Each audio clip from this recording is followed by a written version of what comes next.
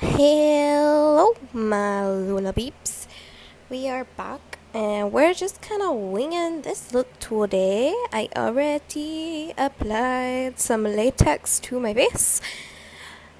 I'll create a separate video on how I applied. A lot of this look is using the same technique as the prior SFX look I did on my channel. I will link that in the description box below. We're kind of going for that undead slash zombie slash I don't know a word anymore, doll kawaii look, since this was sort of my kawaii anime look. So we're just zombifying, making her look undead. We started applying some blood shades to the cheek area, temple area, the ears, and the neck on one side, and just checking out how I like that. Who says you can stop, Lena? Continue. Alright, and now down the neck we go, and to the ear area.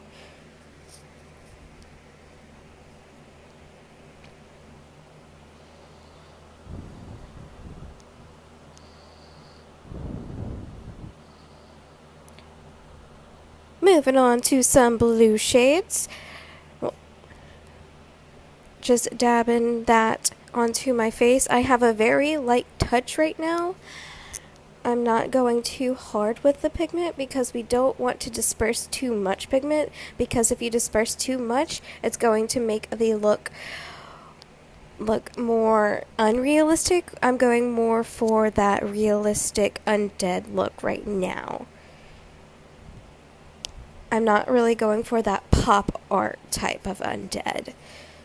If you want to go for that pop art, just add a little bit more alcohol? Less alcohol. Sorry about that, guys. Less alcohol. And then you can add a little bit more pressure and you can have that more pop art effect.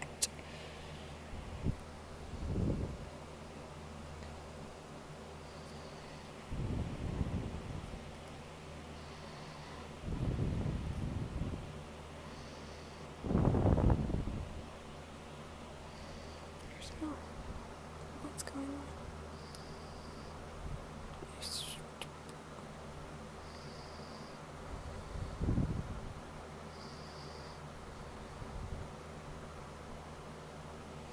I'm adding some bruising to my cheek area just to kind of define the bruising in the cheek area. And I'm adding that down to the neck and the ear. I kind of want to make this look a bit more zombified in this area.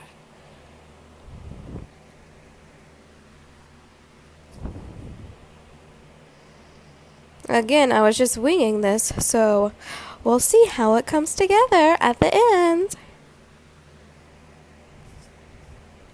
We're adding some green shades just to kind of add to that dead look.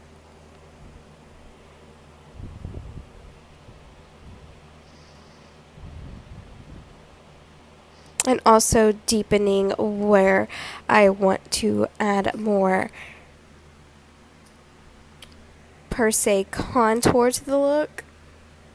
And it also makes the skin look a bit more dirty as well.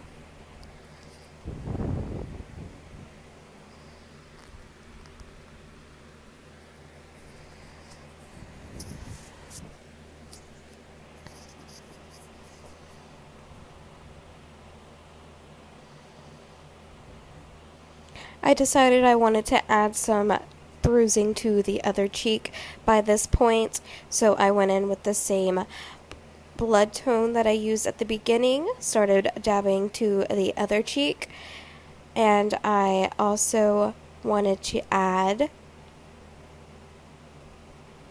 temple areas and all along my temples and adding some more to the cheek area.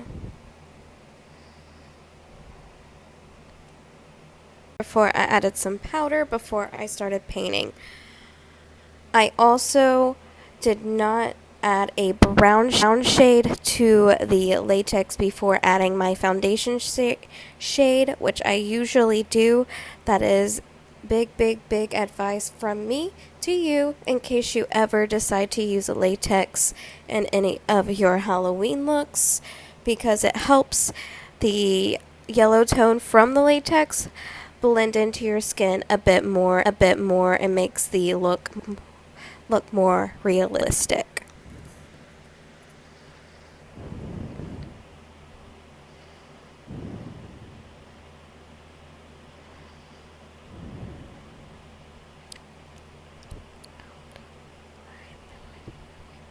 And right here, I'm just adding some very pale zombie shades. That's how I'm going to describe them. I added some yellow, green, and a pale skin tone to the latex, to my lips, and to the wound on my neck. As by that point, I was satisfied with the paint job, so I'm going to add some little undead teeth marks or stitching, whatever you want to call this, to my lips, just to make me look a little more undead. At one point, I was satisfied with the paint job, so I'm adding blood inside the wound. I'm taking my spatula and taking from the palette that I placed some blood and just applying it inside the wound.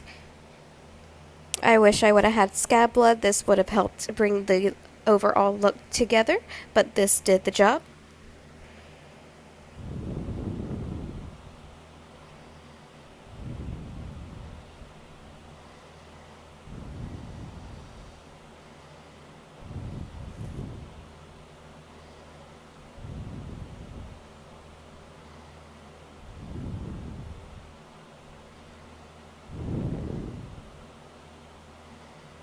And I'm just adding some blood tones to the wound to give it that overall wounded effect, ensuring that I actually look like that I am wounded and giving it a little more of a realistic appeal.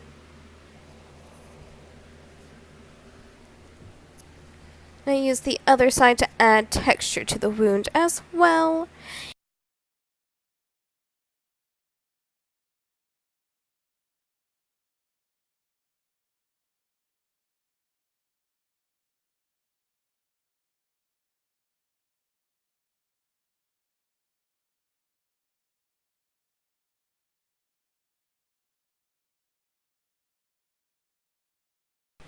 Now let's reveal the completed look in our montage in 3, 2, 1.